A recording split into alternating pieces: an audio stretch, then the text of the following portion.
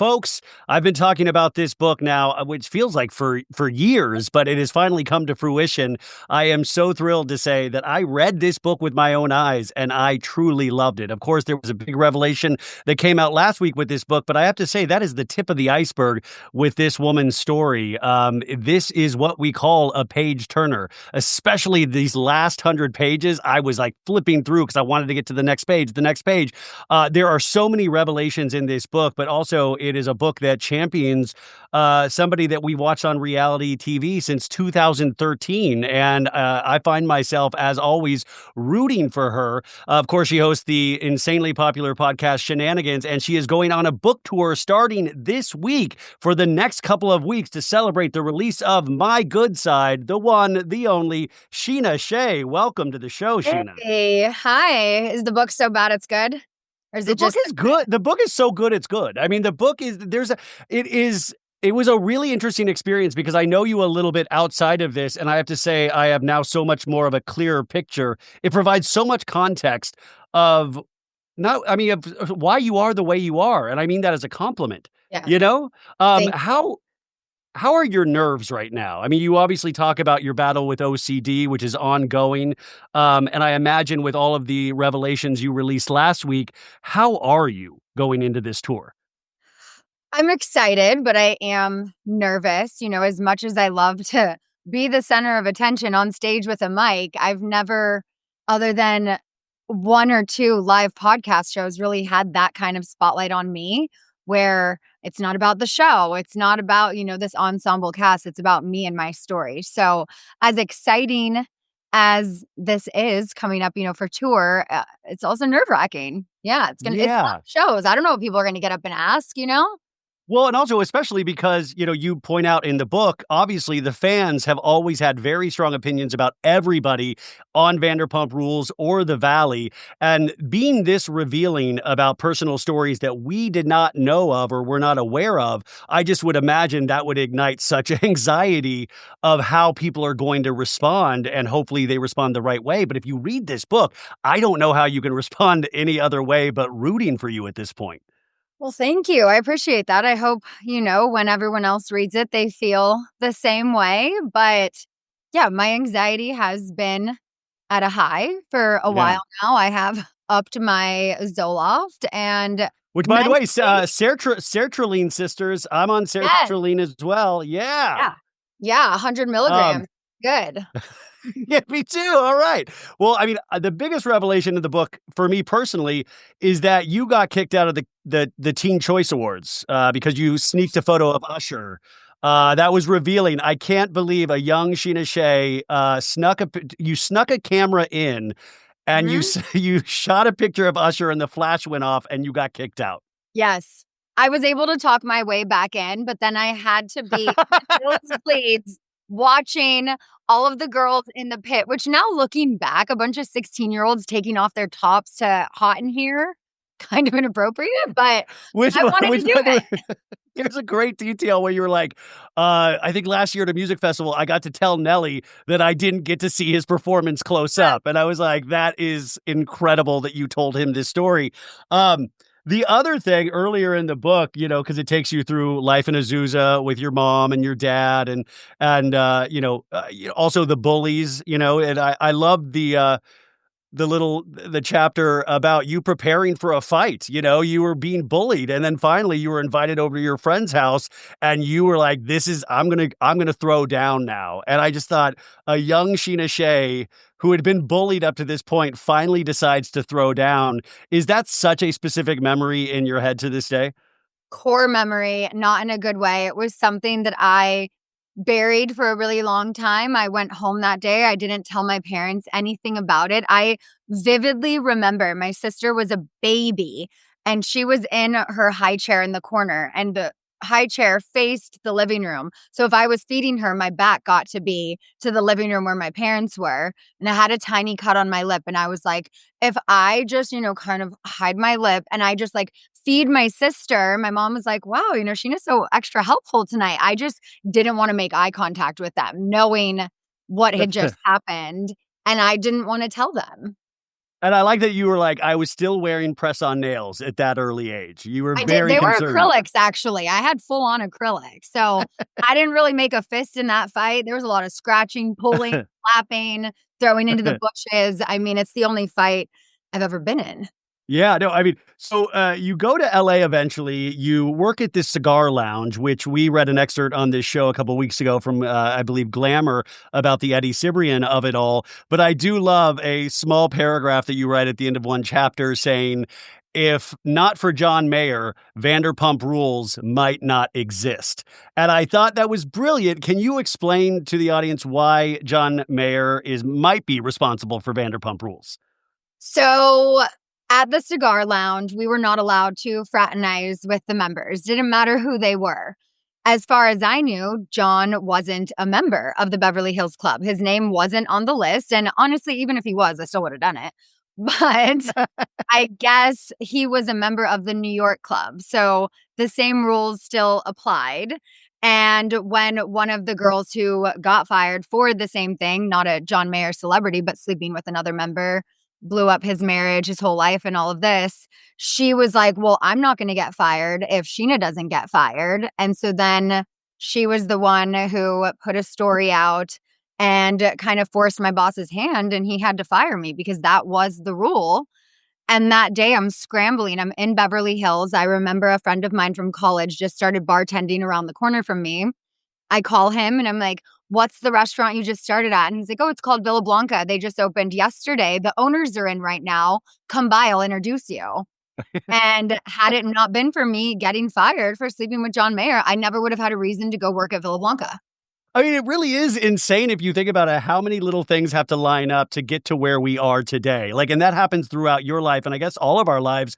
But I thought it was great. You go over to Villa Blanca and Ken's like, well, you're not really pretty. And you didn't understand dry British humor. Yeah. And then you have to wait on them the first day. You screw up all of their order. You think you're going to get fired, but you don't, which is a good sign. They put you on a double shift. And I love the fact that at that moment, and you already realized that in the book, you are a good little soldier. You are somebody that wants to be perfect. You want to do the right thing by whoever employs you. And that is a theme that we have throughout the whole book in your life. I mean, where do you think that started initially? Just wanting to do everything by the book? I think just as a kid, whether it was, like following my mom's rules, I never wanted to disappoint anyone. I think I've been naturally a people pleaser my whole life and a perfectionist. And I know I get that from my mom. And it's not that it's a bad thing necessarily. It is something I'm trying to break a little bit with Summer because I see so much of me in her. And I'm like, honey, it's okay if you get dirty. It's okay if you fall down. It's okay if you don't know how to read this word. We'll work on it together. But I see those frustrations with her at 4 years old. And I'm like, oh my God, I was the same way. I think I just always wanted everyone to be proud of me. And Yeah. yeah, my whole Well, life. I mean, what frustrates me about the book, and I will say, this isn't just a expose on Vanderpump Rules. It is so much more than that. And I almost appreciate the fact that, like, Jax is mentioned once or twice, but you're not giving your opinions on everybody. You're talking about what you know. Like your friendship with Sandoval, you talk about it because that was a very real thing, or your friendship with Ariana. But I love that you get the context behind these things. And especially with Vanderpump Rules, what is very frustrating to me after reading this is the Lisa Vanderpump of it all. And I know you did a cover story for Us Weekly, which you talked about this as well. But just to remind people is that you are the reason in a lot of ways that Vanderpump Rules exist because there was this connector scene with Real Housewives of Beverly Hills and Brandy Glanville. And Lisa, in this scene that you show up to serve this party and realize Brandy is there and you're freaking out. And Lisa's like, Sub, I didn't know anything about this. And she feigned ignorance, which later on we find out that she probably knew exactly what she was doing. And I think that's the stuff that the viewers don't know that is so incredibly frustrating and colors every season with you in how you've been treated on this show. And it seems so disrespectful. Is that how you feel? Yeah. I mean, I just wish that Lisa, producers, anyone who knew about this from the beginning were upfront.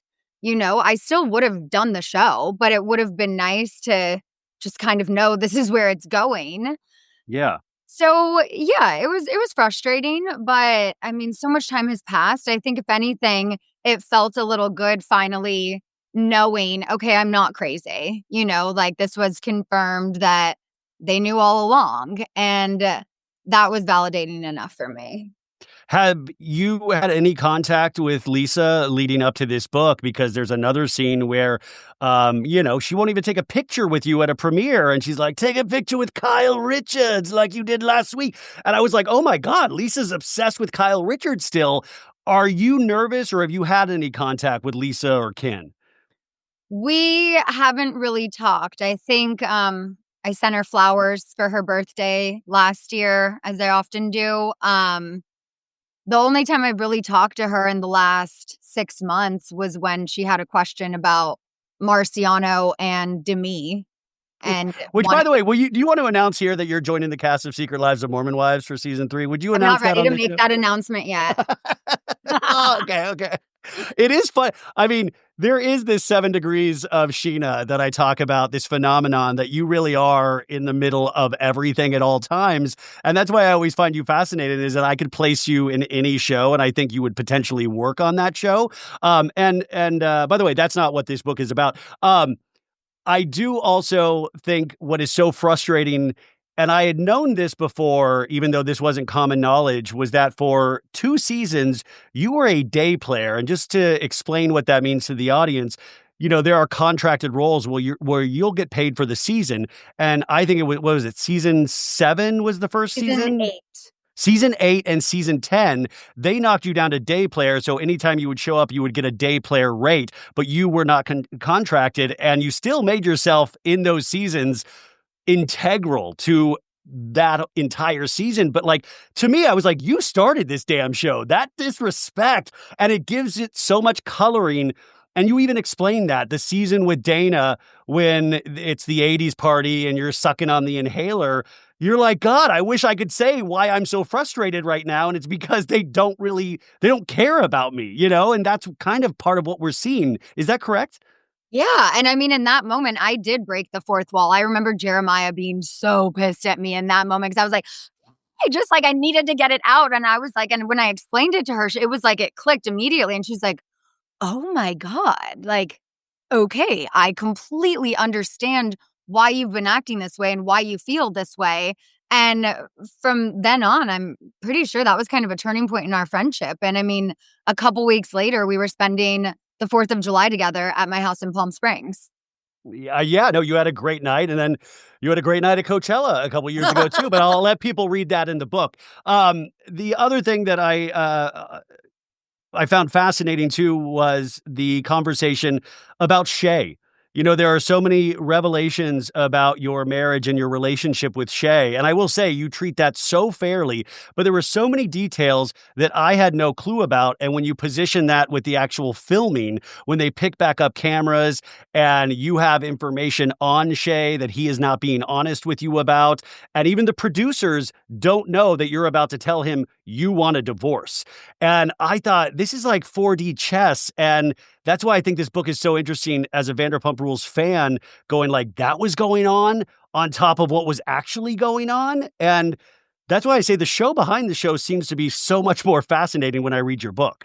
Thank you. I mean, in that moment too, that's why I was like, Jeremiah's jaw dropped. He thought I was such a cold-hearted bitch because here we are going into a reconciliation scene. That was what I thought. I did not know going into that scene that I was going to ask for a divorce. That was not my plan. But he lied to you in that scene And repeatedly. in that moment, I gave him so many chances. And in that moment where I was like, you can look me in the eyes and so convincingly lie to me, I can't have a future with you. I can't have children with you. This needs to end now because if I don't end it now, then we're just going to keep doing this cycle and I deserve more. And so I made that decision right then and there when I knew for a fact he was lying to me and Jeremiah's jaw dropped. Okay, I just was made aware of Mint Mobile, and now I am using it, and I don't know why I wasn't using it before, because I was getting burned by my old wireless bill, and that's why I switched to Mint Mobile. And for a limited time, Mint Mobile is offering 3 months of unlimited premium wireless service for $15 a month on the nation's largest 5G network. You heard that right. $15. Only $15 a month. Say goodbye to your overpriced wireless plans, jaw-dropping monthly bills, and unexpected overages. Mint Mobile is here to rescue you. All plans come with high-speed data and unlimited talk and text delivered on the nation's largest 5G network. So ditch those overpriced wireless. Get 3 months of unlimited service from Mint Mobile for $15 a month. I am using it. You can even use your old phone number. This year, skip breaking a sweat and breaking the bank. Get this new customer offer and your 3-month unlimited wireless plan for just $15 a month at mintmobile.com/so bad. That's mintmobile.com/so bad. It should be so good, but the show is called So Bad, so I get that. Upfront payment of $45 required, equivalent to $15 a month. Limited time new customer offer for first 3 months only. Speeds may slow above 35 gigabytes on unlimited plan. Taxes and fees extra. See Mint Mobile for details. Folks, if you've been listening to the show, you know that I have been on a health journey for the last couple of months, and it's going amazing. But sometimes it is so hard to go out to the store, get all the things that you need, and then cook for hours to try to uphold a healthy lifestyle. And especially because it's summer. And summer, you want to spend as much time outdoors or recording podcasts that you possibly can. So you do not want to be spending those hours cooking inside. And that is where Factor comes in. Factor's chef-crafted, dietitian-approved meals are ready in just 2 minutes, taking the hassle out of eating well. Factor meals arrive fresh and ready to eat, and it is perfect for any active lifestyle over summer and beyond. Get this, they have over 45 weekly menu options. You can pick gourmet meals that fit your summer gains and goals, and you choose from options like Calorie Smart, Protein Plus, Keto, and more. Factor powers your day sun up to sundown with nutritious breakfasts, on-the-go lunches, premium dinners, and guilt-free snacks and desserts. Factor has your whole day covered. Enjoy more this summer. Get Factor if you want all the flavor and none of the fuss. Get started at factormeals.com/SoBad50off and use code SoBad50off to get 50% off plus free shipping on your first box. That's code SoBad50off at factormeals.com/SoBad50off. So that's SOBAD, the numbers 50OFF for 50% off plus free shipping. Factormeals.com/SoBad50off. Yeah, I mean, this poor Jeremiah needs combat pay at this point. I love him, by the way. I just want to say that. But no, I love Jeremiah too, but it's so funny because even the fans know Jeremiah now, and even he gets so much crap, like it's so funny. So you in this relationship, but at the same time, you had known Rob, the TV guy that I like to call him. And it is interesting you pick up with him, and there is another kind of a sign of disrespect. I mean, it is weird how many people kind of disrespect you, or you say you allow that, or you allowed that at times. And Rob's hesitation to film on Vanderpump Rules, and then we found out potentially why, because he did make out with a hostess at Toca Madera. And I thought all of that was so interesting. But you were actually picking up the pieces from a divorce. And, were you lost in the woods in that period of time and just like, I need something to cling on to? I think I was the Bambi-eyed bitch that season. I had not processed my divorce whatsoever. I just compartmentalized it and hopped right into a new relationship. Not something I would recommend. However, sometimes it works out. You get the Ariana and Dan happy ending. Sometimes it does work. For me, I think I just really needed to process not just a divorce, but someone who's been in my life since I was 15 years old. This wasn't just someone I met in my mid-20s. Yeah. It's like we had a whole history together, friends from childhood. Like there was so much in that relationship that when it was over, I just hopped into a new one and acted as if that never happened. And then when Rob broke up with me, it was like I was dealing with the double heartache, a breakup and a divorce all at the same time. So then I just, turned to the guys from The Bachelorette because they were an easy Yeah, by the way, contact. I think she's hanging out with 4 guys from The Bachelorette, and she's like, "Well, I did hook up with 3 of them, but not the one that, Rob thought I hooked up with." And I was like, "Scheana, what are you doing?" Yeah. Yeah. Well, and also that's one of the Rob situations where you were on the downhill slope of that relationship. You get back from a trip with him, you go to I think the Mondrian, and that's where you meet Janet from the Yeah. Valley, which I thought another thing of like how weird all of these connecting pieces are pieced together. Then you fast forward to season 10, which is when everything got busted wide open with Scandoval. And this was like, man, I was turning pages as fast as I can because even though I knew a lot about Scandoval, there was still so much more in regards to your relationship with the artist formerly known as Raquel and Sandoval. And what I think is clear is that one of Raquel's friends and you got to a point where you were highly suspicious and you were grilling Raquel. And she was like, no, that is my best friend. No, that is my best friend. That's also tracking her location with the Find My Friends, which if you read the book, you also realize why Scheana does that so much. Mhm. But it becomes clear where you even talk to her, talk to Sandoval, and he was like, "How dare you say that?" And he convinces you that's not the case. You even meet with Ariana, and she's like, "Oh, I'm just so tired of people coming for my relationship." You really were suspicious of that, but you were being gaslit by everybody involved. Is that correct? Absolutely. And I mean, thank God they did lie to my face, because I would have had to have been the one to tell Ariana. I wasn't going to keep that. So I don't know why I was pressing so hard with Raquel and Tom. Like, are you, are you, are you? Because at any point in time, if they confessed to me and said yes, what the fuck am I going to do? Now I have to tell her, it's like, I don't know what I would have done in that situation, why I kept pushing, but Ariana deserved the truth. And as her best friend, I felt like I need to get to the bottom of this. If she doesn't want to believe it, the way Raquel's moving, I don't like it. Something's sus, and I want to get to the bottom of it. Had And Raquel, cameras are down at this point too. Cameras are not up during this piece of Scandoval. Obviously, cameras went back up for 2 weeks, which you talk about.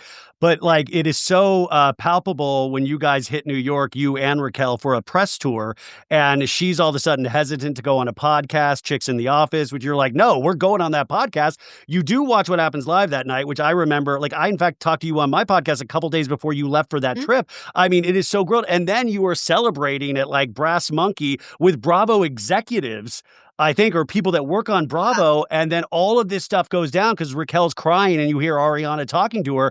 And I will say, this is where I was most convinced that you did not hit Raquel. That this was all, and when you get into it, that was mind blowing. I was like, oh, like I always knew you didn't, but there was also that piece of me that I was like, maybe. And this was very, but like you did throw her phone in the gutter. You were yes, pissed. I was. And I mean, did she deserve it? Yes. But I mean, I didn't do it. But Yeah, no, I mean, that became so clear in reading all of the details for this. But you go then season 10 Scandoval, it blows everything up. You were a day player on that season. So of course you get bumped up to full time because you are an integral part. And there are these Scheana isms where you do point out, you're like, we pick back up cameras. I'm feeding my family. I made the most money during that filming of picking back up cameras. I made my day rate, which just if you're an actor in Hollywood, you know how important that is. And it also gave you this kind of perspective of like, man, she's doing her job. She's getting in there. Years after this has taken place, do you have any new perspective on how insane that all was? I mean, it was so crazy. And also just, I mean, going through, what I went through in my own marriage, looking back, it's been a couple years now and, hindsight is 2020, but I have so much more understanding and so much more grace for Ariana that I think in that moment, because I was clouded by my own heartache and my judgment was off, my just everything, was just like firing at 100 miles an hour. But I feel like looking back, I'm like, you know what? Ariana was being completely authentic. She was living her truth. She said, this person is dead to me. I don't care if I'm on a TV show. Yeah, No, so, it's like she was being authentic. She was doing her job. That was what was true to her. And although it felt like to Lala and I, well, you have to do this, you have to do this. We all have a red room meeting. This is an ensemble cast. We must include each other. And yeah, we do want to keep our job going. So some of the decisions I made, I wouldn't necessarily make again. I do understand that Ariana was giving 100%, and 100% for her didn't include filming with Tom Sandoval. And Yeah. that's okay. Because in reality, why would you ever? I mean, these shows force you to be in situations that are logistically and logically insane. And Yeah. at that point, you have done it for so long that you're so lost in the sauce, as Tom Schwartz would say, that this is what you're used to. This is how you put food on the table. I mean, that's not tons of excuse, but it is clarifying and contextual. Going into season 11, obviously, a big revelation in the book is your relationship with Brock. That shocked me. I mean, I think it shocked everybody. What went into revealing that decision to us? Because you didn't reveal it in season 11, and that was something that you could go to the grave with. Why reveal it now? I could have gone to the grave with it. That doesn't mean the other person involved would have gone to the grave with it. I felt like season 11, it was way too fresh. I was not ready to discuss this in front of the world. I hadn't told my family. I didn't tell my family for over a year, almost a year. Yeah. I kept that to the 3 people who knew for You a told very Nima, long. your best friend Nima, you Yeah, told, and yeah, I mean, yeah, you kept this from Lala, you kept this from everybody. everyone, my mom, my sister, my dad. My dad barely found out last week. Like, we kept it from everyone. Your dad just found out last week, so your Yeah, mom didn't tell your dad? no. Whoa. It's not her story to tell, it was a conversation Brock needed to have with my dad, and we waited until the very, very last minute, and then we're like, "Okay, so we gotta tell you something." But also enough time has passed now that we've processed it. We've, worked towards a path of forgiveness, and I've chosen to keep the family together. We are making it work. And at the time, season 11, I wasn't ready to go through all of that. I felt like the attention needed to stay on Ariana, and we all needed to support Ariana. I compartmentalized what was happening with me. A lot of my anger that I had towards Brock was misplaced at Tom, but at the same time, Tom deserved the wrath of me. He deserved the wrath of Ariana's best friend that season. So, as much as it was a bit of misplaced anger, I was also angry at him. But But yeah, I mean, but at the same time, I will say, looking back on season 11, having this information, it really provides a lot more context in how you were reacting to things. You can see, and maybe that's me reading into things, is that if you think of certain scenes, you must have been almost close to insanity, I was and dying in Tahoe, literally dying inside. I had to step away before we even did the meditation. I had a full breakdown in the kitchen. Brock came in. We're obviously mic'd. There's cameras in the house and stuff. So I'm just like, but I'm like looking at him just like because you have to dying hide it from inside. production, you have to hide it from your friends that are on the Come on. cast. So, Everybody's if you watch that scene, it no, actually literally. shows so much more, and that's why I think the audience needs to really kind of go back and rethink certain, attitudes, but you did say that if season 12 had been picked up, you would have dealt with it then. I think enough time had passed by then that it wasn't something I was going to keep secret forever necessarily. It was just something that needed a lot of time thought out. If we put this out, our daughter's going to find out about it one day. Are we strong enough to stay together once the public does know? I think it came out now at the right time when we have fully processed it. We've put in the work. We've done couples therapy. I've done EMDR therapy. I've literally rewired my brain to where I'm able to talk about this and not sob every time. I still do cry about it. I'm not a robot. But I also think medication helps me just stabilize my emotions when I am speaking about this. I'm very thankful for Zoloft that I decided to make that decision. But I don't think our marriage would have survived had it come out season 11. There was so much anger. My mom and Brock were not in a good place. And that was one of the hardest things I ever had to do, was keep it to myself, to not act irrationally, emotionally, and to just think about my daughter and our future as a family. Can I stay? Can I make this work?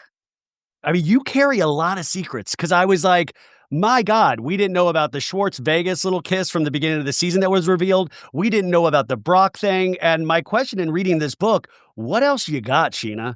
There's something else. Like, I know. And by the way, because I finished this and I was like, where is part two? I need part two. And I need to interview her for like hours at a time because I need some more details. I mean, I think it's safe to say there's something else. Is there something else? I mean, there's not like a huge revelation No. like that. Is there more context and more detail that I could have gone into in a lot of these stories? For sure. And maybe there is another book one day, but that's also the beauty of podcasts, Like, I wrote about every deep, dark secret, and even not a secret, just about my upbringing, about my biological father, about my dad. Like, that's something I never opened up about because I never wanted to hurt my dad's feelings. I never wanted him to feel like he wasn't enough? Yeah, So, no, because that is your dad for all intents and purposes. You yeah. even have great photos in the book, and one with your, your, OG father. And I thought that was interesting. But I was like reading this, going like, I need the second book because I've got all of these questions, even because I was really, really into it, which is great. But there's so much pain that goes into something like this, and you do have like a little bit of a sad paragraph where, do I believe this is forever? At this point, I don't know. I can't tell you. Like, you've been through a divorce with Shay. You've been, you know how life works. And I think that is the thing. We get into a certain age. And I so related to that. I was like, who knows? And I thought it was so honest, but also it made me so sad in a way. And am I allowed to ask how Brock is at this time? Because I imagine the hate that he has probably received in this last week is probably overwhelming. Is not. I mean, I'm mainly concerned about you, but are you guys still solid this week? Yeah, we've been communicating a lot with each other. We've both cried. We've had several conversations. This isn't easy. There's been the sadness, but then it turns into anger where it's like, but why couldn't we just like keep this, to us? But it was multiple reasons that I put it out. At the end of the day, there was a leak. There was another person involved, and I'm writing a memoir. I would be so inauthentic to skip a literal chapter of my life. One of the hardest things I've ever truly gone through personally, and something that I honestly think can be inspiring to other couples maybe dealing with infidelity and struggling with, am I going to be shamed for staying? Can I keep my family together? It's not easy. It Yeah, takes these are real things. Like, work. forget Vanderpump Rules. Like, this is real life, and that's what like. You are a real person, and this is real life, and this is not on camera, and so this is being shared. And I think that's a very interesting look at your life. But then I think about The Valley, which you have made me a Preparation H fan of this season. My hope is, you become a full-time cast member this next season. You have a natural relationship with Janet, obviously, who's having a very tough season. You also have known these people in an actual real way. If you were to be bumped up to full-time, would you, because Brock was on it as well, would you consider talking about this on camera and making this somewhat of a storyline for season 3 of The Valley? Yeah. I mean, whatever our path in reality TV is moving forward, this is something that we're willing to discuss because now enough time has passed that we've processed it and we've made our decision to stay. It took me a really long time to say the words, I forgive you. It took a lot of time for me to decide, can I do this? And there are even still some days where I'm like, am I going to be okay with this for the rest of my life? Am I always going to be wondering? I do have OCD, as we all know now, and my intrusive thoughts are on a different level at times. And I did see some comments. I've mostly stayed out of it, but people are like, oh, Scheana trying to blame Tom for her intrusive thoughts. No, no, no. I already had them about my husband just cheating on me in general after he revealed that he had an affair.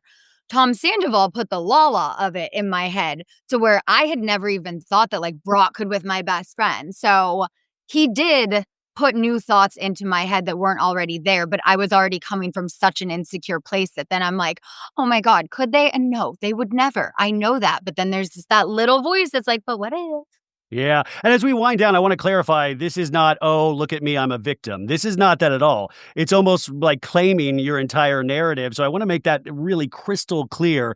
Obviously, also, I think you said you potentially would have moved differently, obviously, with Ariana in that last season. But my God, you were so proud and happy for her success, which I think is great. But moving on, I mean, you're just like, to kind of sum up, what is the biggest thing that you want people to take from this when they read it?